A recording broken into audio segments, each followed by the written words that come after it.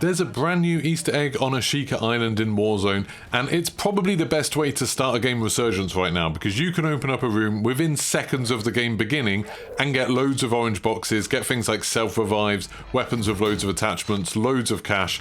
Absolutely awesome. Scotto on my Discord found this. You'll probably recognize him from a bunch of my DMZ videos. So in this video, I'll take you through exactly what you have to do.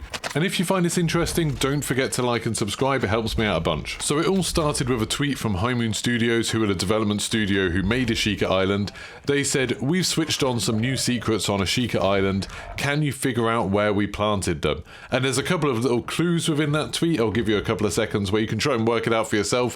Where would you go look if you saw that tweet?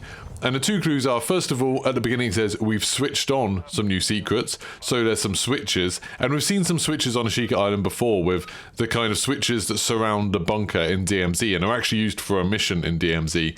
And then they also said, can you figure out where we planted them? And there's a power plant on Ashika Island, and that's where we have to go for this Easter egg. It's in the power plant. So you can do this right at the beginning of a game. It literally takes a few seconds. If you drop in at the power plant and then go down to the tunnel that runs underneath it, so you can just follow this route here, there's 4 switches. Now what you need to do is to make sure all of the switches are in the up position, but it's made a little bit more complicated because when you touch other switches, some of the previous ones move. Now thankfully, if you start in the main part of the power plant and then just go down the stairs hitting all of the switches on your way to this door, you'll actually get it right first time. So you can just hit all 4 of those switches and then it'll work. If you do them out of order, you're going to have to mess around a bit, just experiment to find which switches turn the other ones until they're all up. But once all 4 are up, it will say power has been restored and this door will open, which will open up a new loot room where there's a bunch of orange boxes inside and some other good stuff. We normally find like self-revives and a bunch of good weapons there, so an awesome way to start this mode. Obviously, as more people find out about this, this is going to become even more of a hot drop. I think power plant's not a bad place to start anyway, because from the rooftop you can see quite a lot. But yeah, once more people find out about this, there's going to be tons of people trying to get there, so maybe take advantage of this as quick as you can. Now, as far as we know, that's it. There's no blueprint reward or anything like that.